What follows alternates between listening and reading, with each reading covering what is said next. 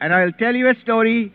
I may have told it 1,000 times, but in that story was a vision and the solution of the problem of life. There was a great yogi, and he was a very wealthy yogi. And he was always one with God, but he had a terrible indigestion. You think always a yogi should be healthy. There are oxes who are wonderfully healthy, but they are not yogis. And St. Francis was suffering all the time, and he was raising the dead at the same time. Because the yogis really, when they are sick, it is because of this karma of people they put on. But they never suffer themselves inside.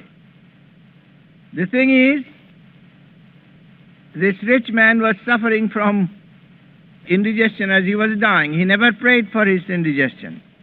So the Lord comes and he says, Lord, I want something in the next incarnation. What do you want?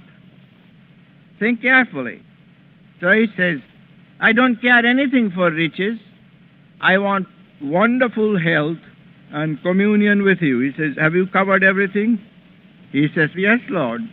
So in the second incarnation, he was born with health like Sandoz.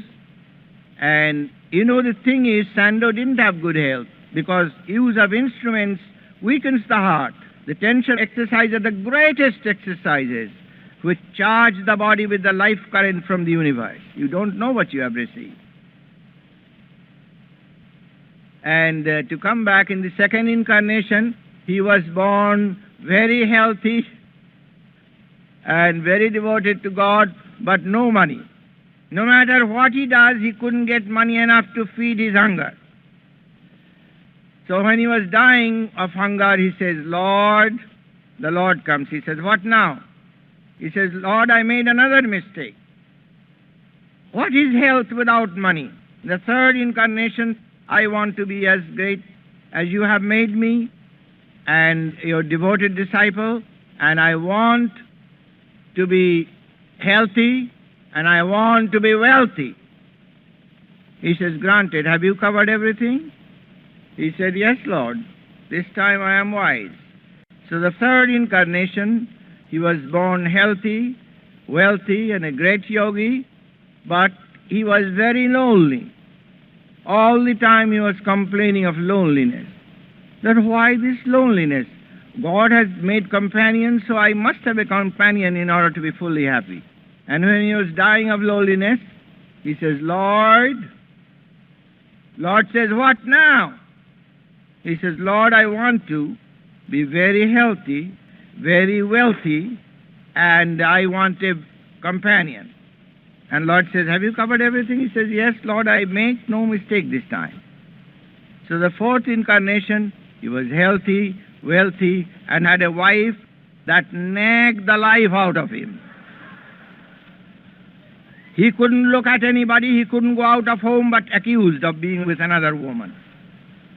So he was dying of super naggings, and he didn't pray for his troubles. At last when he was dying, and he worked out his karma, he says, Lord, I made another mistake. He says, what now? In the fifth incarnation, I must be wealthy and a great yogi, your greatest servant, and I want to be very healthy, and I want a wonderful wife. The Lord says, have you covered everything? He says, positive, Lord. And it was so next incarnation, and his wife just was an angel following at his footsteps, but she died after 2 years. He only wanted a good wife, but didn't specify the time, you see. And he was going with the greatest cry and a martyr. He wanted to ask God. And as he was dying, he says, Lord, what now? He says, Lord, this incarnation I will make an airtight prayer. What? I want health, wealth, I want to be a great yogi, and I want to have a wonderful wife that lives long. And the Lord says, are you sure? He says, positive. Are you sure? The Lord says, he says, positive. Now wait till what happens to him. In the sixth incarnation, he had money, he was a great yogi, he had wonderful health, and a wonderful wife that lived too long and began to develop wrinkles. At that time, a young girl secretary came to serve him.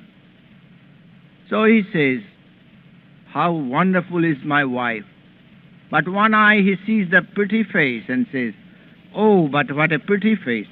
He hadn't attained the last, the full realization, otherwise he wouldn't have this temptation. And so he looks at this young girl, 19-year-old girl, "But my wife is so ugly. She's wonderful, but she's so wonderful. I couldn't think of anything like that. But that face is so pretty. What a wonderful face." And she was very much interested in his money. She was in love with his money, and he fell in love with her beauty. So at last, his conscience swayed to the little girl, and they eloped. And the little girl was in love with somebody else. And when she got enough cash from him, she went away and divorced him and went to her lover, and he was without this good wife and without this pretty wife. And he was crying when the Lord came. Lord says, "What now?" He says, "I know all your tricks. Nothing doing. I don't ask from you anything because always there is something, red tape in it. I don't want anything. I want you to be with me all the time. Whether in Hades, if you are there, you are my heaven. And whether in heaven, if I am at fools, they will make it Hades. If you command me to be there, you must be there. If you want me to do anything, be with me first." And that's what Christ said, "Seek ye the kingdom of God first." Not only those that are monks, but all people, because they must realize this world was not made for producing children and only selfish hunting for money. Millions have thought that. Millions have gone away.